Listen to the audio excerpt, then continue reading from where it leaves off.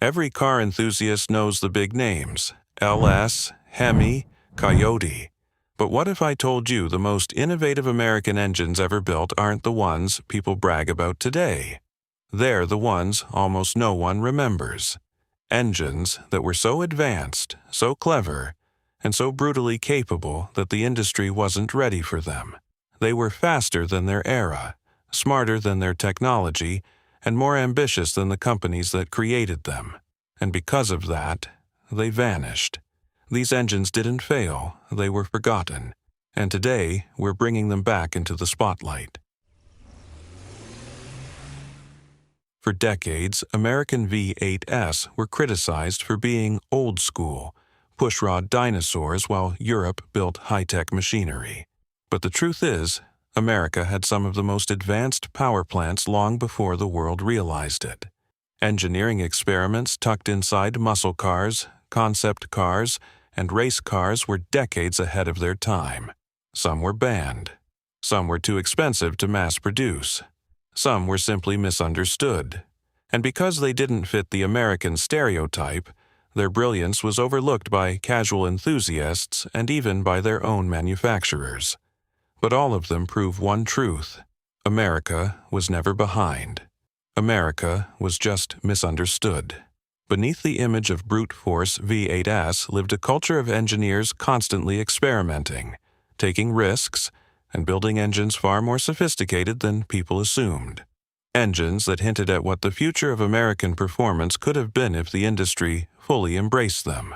Today, we dive into three forgotten engines that changed the game long before anyone realized it: the Buick 3800 V6, the Ford 427 SOHC Cammer, and the Chevy LT5.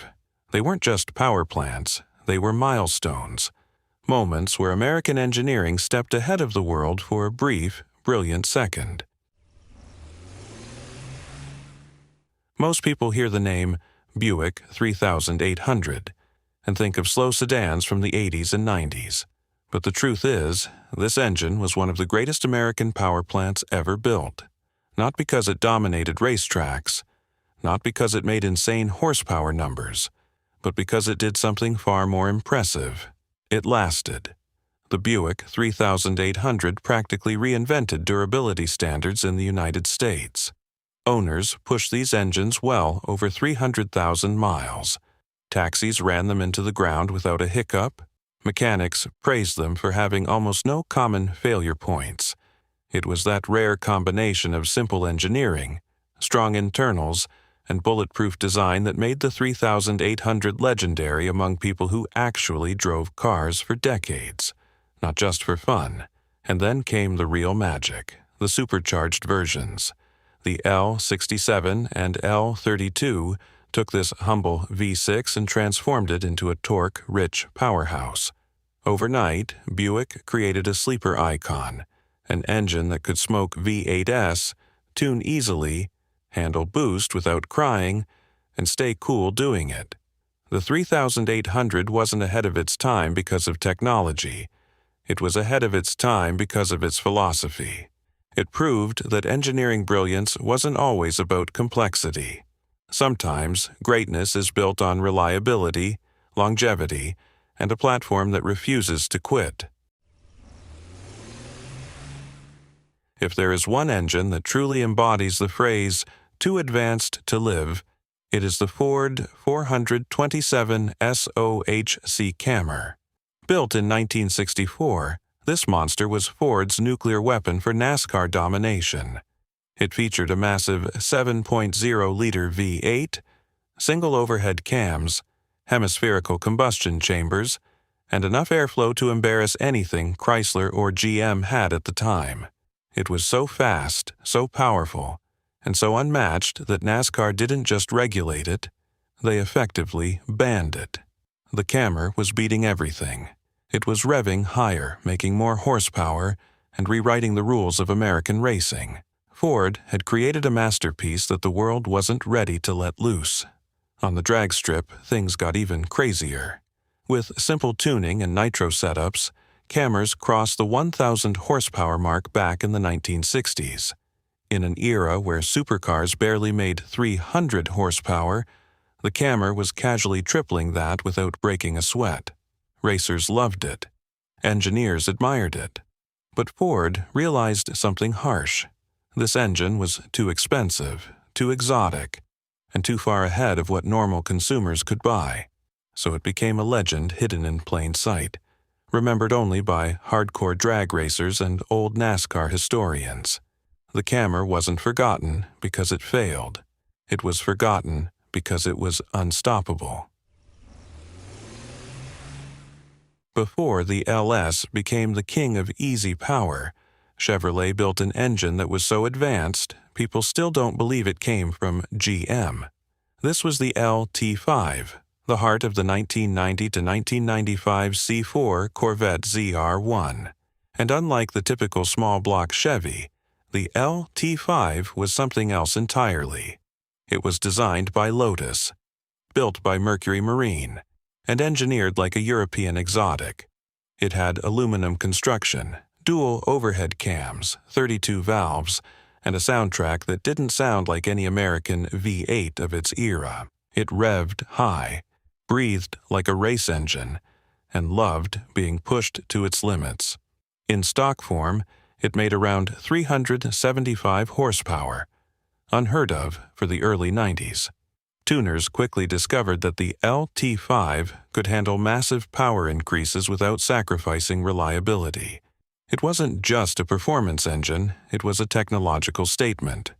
GM had the ability to build a world-class supercar power plant. They just didn't continue it. When the LS1 arrived, cheap, simple, and extremely tunable, the LT5 quietly slipped into history.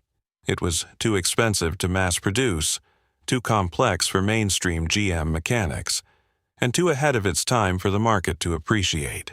The LT5 is the kind of engine that makes you ask, what would American performance look like today if GM kept pushing this level of engineering? These engines weren't forgotten because they lacked potential. They were forgotten because they broke the rules.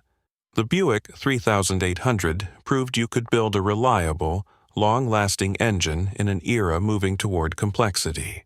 The Ford 427 Camry proved American engineering could outpace regulations. The Chevy LT5 proved GM could build a supercar engine to challenge Europe. But each one came with a price. Cost, regulations, market limitations, corporate politics. The world wasn't ready for engines that bold, that different, that futuristic, and so they were pushed aside in favor of safer, simpler, more profitable designs. Yet even in silence, their influence lives on. Modern engines owe part of their DNA to these forgotten power plants, whether manufacturers admit it or not. So, which of these forgotten engines was truly the most ahead of its time?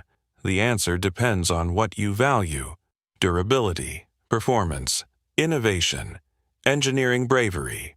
Each one brought something unique to American automotive history, and yet all three share one truth: they were too good for the era that created them. The 3800 showed us what longevity really looks like. The Camry showed us what raw engineering freedom could achieve. The LT5 showed us how far America could go when it aimed at the world stage. These engines weren't just power plants. They were warnings. They were what happened when American engineers were given freedom, and what happened when that freedom scared the industry. And maybe that's why enthusiasts still talk about them today. Because deep down, we know the truth. The greatest engines aren't always the ones everyone remembers. Sometimes they're the ones history tried to bury, but real car people refuse to forget.